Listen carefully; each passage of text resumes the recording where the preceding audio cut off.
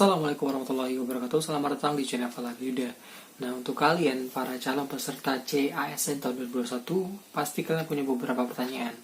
Nah, jawab pertanyaan kalian mungkin salah satunya adalah yang disampaikan pada saat konferensi pers di Menpan pada hari Jumat kemarin, di mana salah satu pertanyaannya adalah misalnya seputar apakah mereka yang tidak terdaftar di Dapodik bisa mengikuti seleksi P3K, atau apakah fresh graduate juga memiliki kesempatan untuk bisa ikut dalam P3K.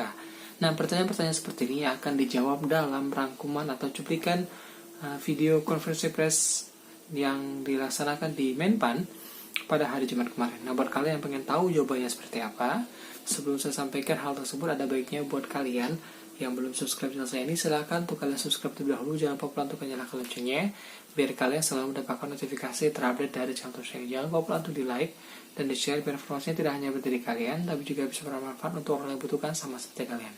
Oke teman-teman, kita langsung saja masuk ke bagian Q&A atau question and answer dari acara konferensi pers Menpan RB pada Jumat kemarin. Silakan teman-teman simak penjelasannya berikut ini.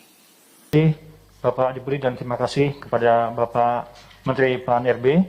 Mohon izin Bapak, ada beberapa pertanyaan yang kami terima dari chat di akun YouTube Kementerian Pan RB dan sudah kami catat. Dan untuk Bapak Ibu pemirsa, rekan-rekan ASN di pusat dan daerah, dan rekan-rekan media cetak, elektronik, dan online, sekiranya ada pertanyaan silakan mengajukan dan menyampaikan pertanyaan melalui chat akun YouTube Kementerian Pan RB.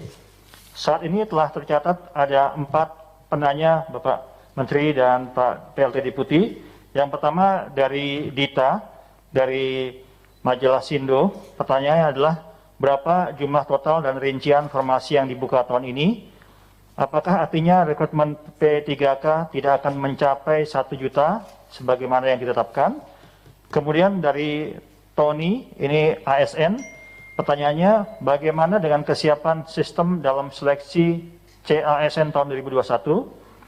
Kemudian yang ketiga, dari Handesa, pertanyaannya, bagaimana nasib lulusan pendidikan yang tidak terdaftar di data pokok pendidikan atau Dapodik? Kemudian yang keempat, dari Siti Nurjana, pertanyaannya, apabila saya lulus P3K guru, setelah itu ada tes CPNS, apakah saya bisa mengikuti tes CPNS tanpa keluar dari P3K? Dan kemudian ada yang kelima, dari Sanjari Kusuma. Pertanyaannya, untuk formasi P3K apakah terbuka untuk umum, termasuk fresh graduate, ataukah harus honorer dulu di Satker atau instansinya? Dan sebagai informasi untuk Bapak Menteri dan Bapak Deputi, izin menyampaikan bahwa saat ini jumlah yang mengakses konferensi pers kita pada pagi hari ini di akun YouTube kita tercatat ada 3.100 orang yang saat ini sedang mengakses live streaming Kemenpan News Update konferensi pers ini. Untuk itu kami persilakan kepada Bapak Deputi dan Bapak Menteri sekiranya ada penjelasan lebih lanjut. Terima kasih. Yang pertama kepada Mbak Dita, memang target kami tidak bisa lebih ya. Sekarang ada 1.272.000 sekian dari target maksimal 1,3 juta. Nah, memang skala prioritas untuk guru dalam arti rekrutmen P3K. Kalau misalnya sampai last minute tidak ada 1 juta, ya sudah seadanya. Nah, sisanya kita alokasikan untuk tahun anggaran berikutnya 2022. Itu kami sudah terus minta, karena ini kan kebutuhan yang paling utama ini kan guru. Baik pemerintah daerah maupun Kemendiknas juga sudah terus kita rapat dengan Menteri Keuangan, sudah ada alokasi dana bisa 1 juta, yang 300 adalah CPNS yang lain sesuai kebutuhan. Kalau nggak sampai, ya nanti kita alokasikan untuk tahun depan. Berikutnya Pak Teguh silakan, yang teman-teman di luar dari pers.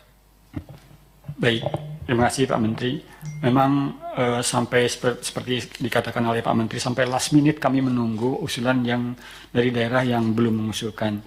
Dari 30 kemarin yang kita undang untuk melakukan pembahasan mengenai mereka, usulan mereka, ternyata baru 17 yang masuk lagi. Artinya kita sudah optimal pada sampai dengan detik ini sekitar 652.803. Artinya masih ada sisa yang tidak terisi. Saya kira kita harus berjalan terus tanpa harus menunggu waktu. Dan tentunya sisanya ini akan kita geser ke tahun 2022 sebagaimana disampaikan oleh Pak Menteri tadi. Kemudian bagaimana kesiapan sistemnya? Saya kira begini, Ibu Pak Tony, kami terus bekerja sama dengan Kementerian dengan BSSN dan BPPT dalam kaitan dengan audit dari sistem. Ya. Jadi sebelum sistem kita terapkan, kita uji coba dulu, kita audit dulu di mana kelemahan-kelemahannya, keamanannya. Biasanya kalau kita lihat dari sisi BSSN, dilihat dari sisi kelemahannya. Diuji dulu, di mana kelemahan-kelemahan itu terletak di situ, nanti kita sempurnakan. Jadi untuk tahun-tahun sebelumnya juga dilakukan seperti itu.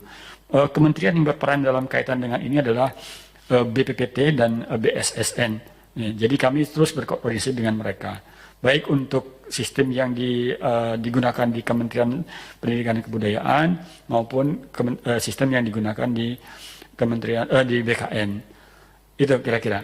Kemudian bagaimana lulusan mereka yang tidak terdaftar di data pokok pendidikan? Untuk sementara waktu ini kami memang menggunakan data pokok pendidikan ya, sebagai data yang kita gunakan untuk melihat kebutuhan guru-guru honorer yang memang nantinya dibutuhkan untuk menjadi P3K. Jadi pada dasarnya kami sementara waktu untuk melakukan menggunakan ini sebagai data yang kita gunakan untuk dasar untuk mengetahui jumlah kekurangan guru, dan yang terdaftar di Dapodik itu sekitar 1 juta lebih. Ini yang kita gunakan untuk itu. Kemudian apabila saya lulus P3K guru, setelah itu ada tes CPNS, saya bisa mengikuti tes CPNS tentu saja sepanjang ibu bisa memenuhi kualifikasi sebagai PNS ya. Bisa saja, tapi jangan dulu keluar sebagai P3K ya, ikut dulu tes CPNS, begitu selesai semuanya begitu diterima PNS, maka silahkan beralih gitu. Jadi jangan dulu diputus dulu kontraknya. Tapi tentunya ketika tetap dalam kontrak, tentunya ibu tetap dituntut untuk bekerja sesuai dengan kinerja yang diinginkan. Kemudian yang terakhir coba di atas. Yang nomor 5 itu terkait dengan untuk formasi P3K apakah terbuka untuk umum, termasuk fresh graduate, ataukah harus honorer dulu di Satker atau instansinya?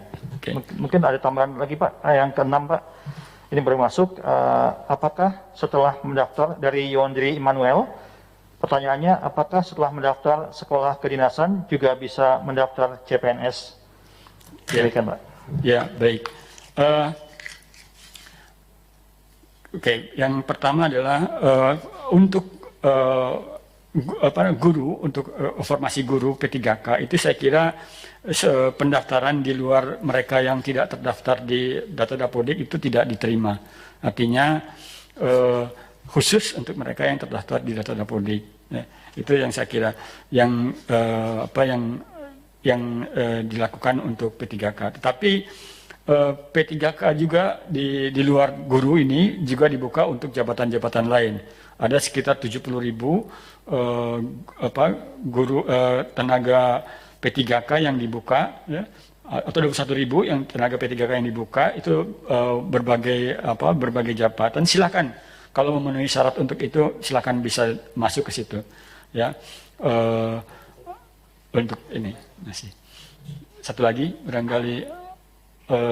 Ya, kalau untuk sekolah kedinasan tentunya ini adalah lulusan SMA gitu, lulusan SMA. Jadi saat ini memang di tingkat di CPNS, untuk CPNS itu kita batasi untuk lulusan SMA. Jadi saya kira kalaupun ada itu saya kira tidak terlalu banyak gitu ya. Sehingga kalau mendaftar di sekolah kedinasan saya kira lebih baik fokus ke sana dulu. Saya kira demikian, Pak. Terima kasih. Baik, terima kasih Bapak Teguh atas penjelasannya. Baiklah, Bapak Ibu, rekan-rekan pemirsa, rekan-rekan ASN, dan rekan-rekan media dimanapun berada, demikianlah penjelasan dari Kementerian Pan-RB mengenai pengadaan CASN tahun 2021. Demikian kami ucapkan terima kasih, dan selanjutnya kita bisa sudahi. Maaf, ada tambahan dari Bapak Menteri, kami persilakan Bapak.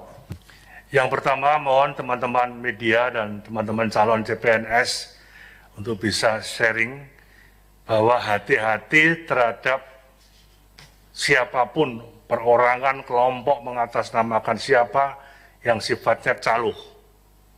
Ini prosesnya terbuka.